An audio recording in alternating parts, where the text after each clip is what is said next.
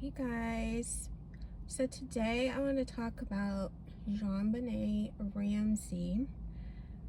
I did a video where I told several theories, but I want to do one where I break down each theory. So this is going to be the theory that her brother had something to do with her murder. So as you know, Jonbenet Ramsey was murdered in her home, and it was Christmas. She and her family had just come home from a party. The mother said that they all got ready for bed. So the next thing you know, the mother wakes up to a ransom note on the stairs that said that somebody had her daughter. And the ransom note was really long. Initially, when I first heard about this case, I thought the brother was like too young to have anything to do with it. And I felt kind of like it would be pretty extreme if he did, because we all know about sibling rivalry, and your siblings, you know, if you're the younger sibling, you could get beat up, you could maybe get thrown in a closet or locked in a closet, but usually your parents are around, so they make sure something doesn't go too far. Of course, there are cases where it does go too far. So I watched this show on TV several years ago, and it was about Jonbenet Ramsey, and they put all these experts together and they tried to figure out what happened to her. So their conclusion was that the brother had something to do with it. And all the evidence they gave was pretty good, if you ask me. But from what I remember, they said that he was eating pineapple like maybe they had already been put to bed, but he was eating pineapple.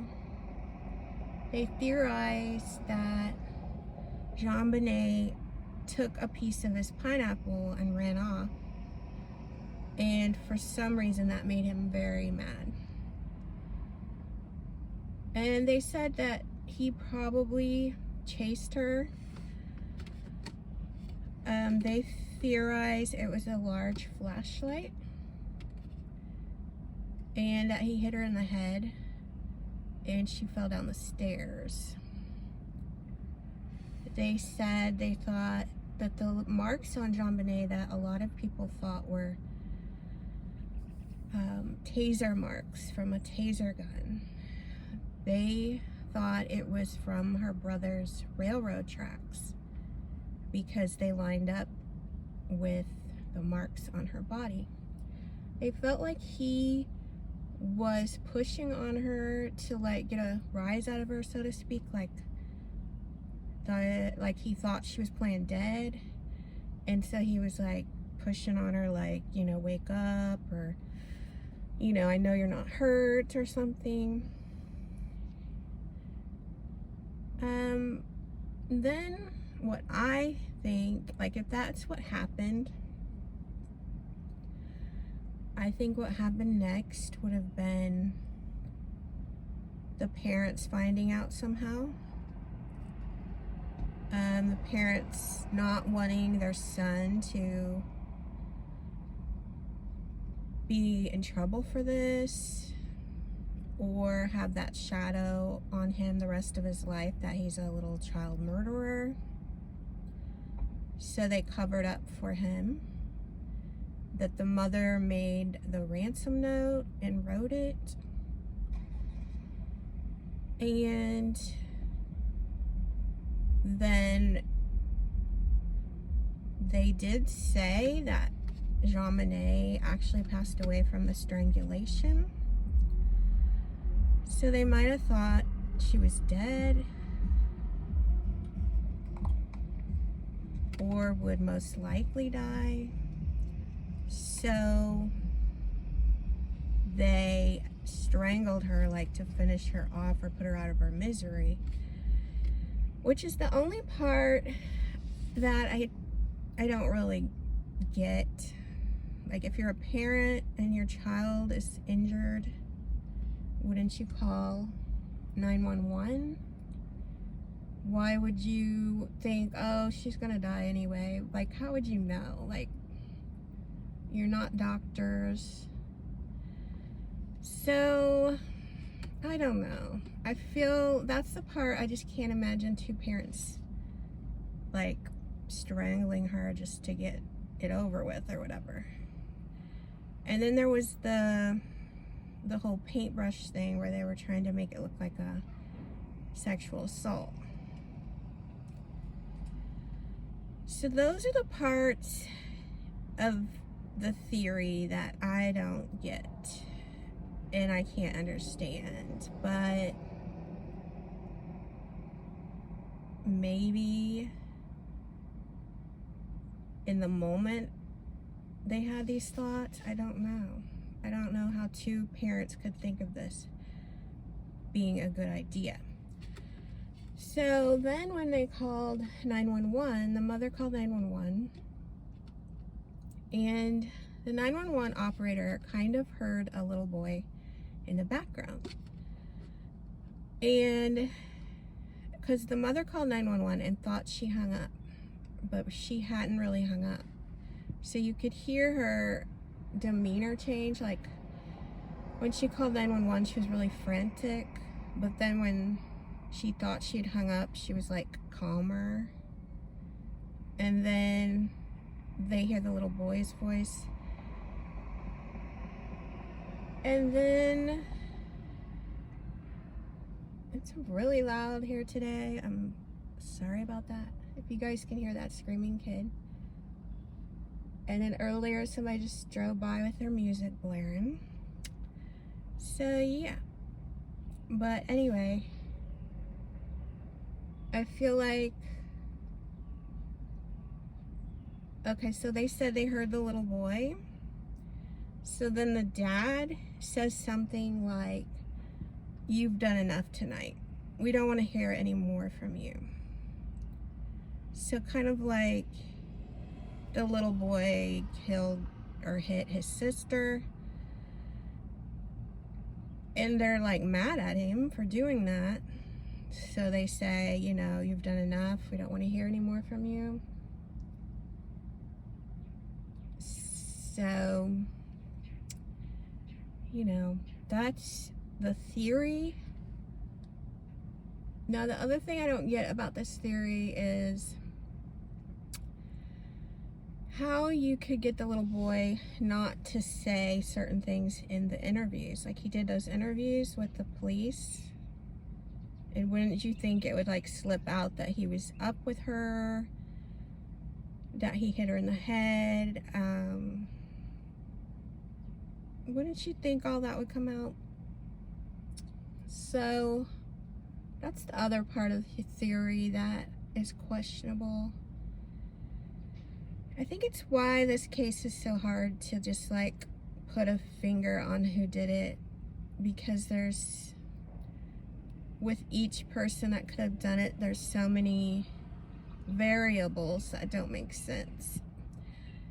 But some things make more sense. Like, the ransom note would make more sense if Jonbenet's mother was trying to cover up for somebody she really loved, which would be her son. I can't imagine her covering up for her husband if he did it somehow.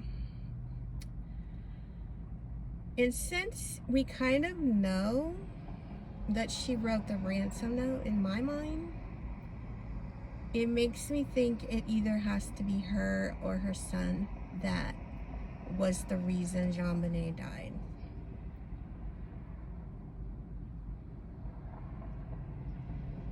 Because I think if it was her husband, she would just tell on him, you know, like, she loved that girl, supposedly. So, in this theory, we're talking about being her son. So, she could see it as, you know, her daughter's going to be brain dead. So, I might as well just make this look like a intruder. Because if we say our son did it, he will be put in a psych hospital. He'll have this, like, the whole neighborhood will know that he did it.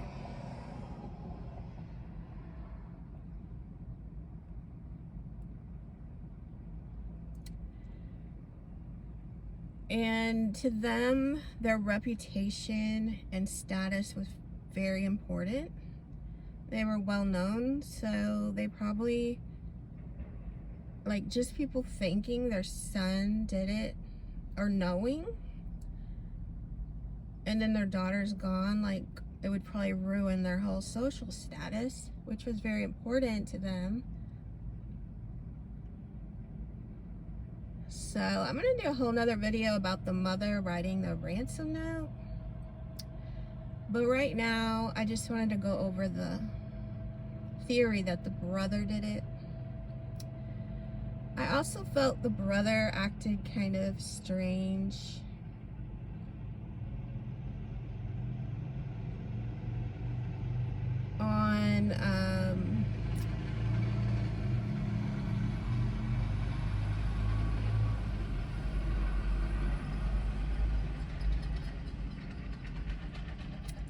On Dr. Phil, you know.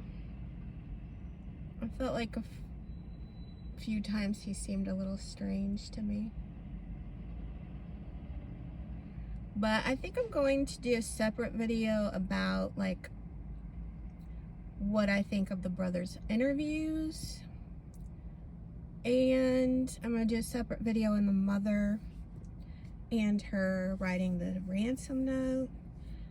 And a separate video on the mother being the one that murdered her. But this video, I just wanted to go over the brother killing his sister. But I have to admit that this theory makes the most sense to me just because I watched that show where there were many investigators who came to the same conclusion. So, but I'm kind of surprised that it hasn't come out by now. But I felt kind of like when he was on Dr. Phil, he had like that, is it Duper's Delight, where they dupe you? I guess that's the word. Where they dupe you into thinking, they think that you believe what they say, so then they kind of have a little smirk. So I kind of felt like he had that in his interview with Dr. Phil. But I just wanted to let you know what my thoughts were on this theory. And I'll break down the other theories in a future video. So I'll see you in the next one. You told your friend you're not okay. And tell me what's wrong and why you never said you felt that way. Guess you're trying to stay strong and fake a smile until I look away. But I've known you too long, it hurts to watch your blue eyes fade to gray as you fade away.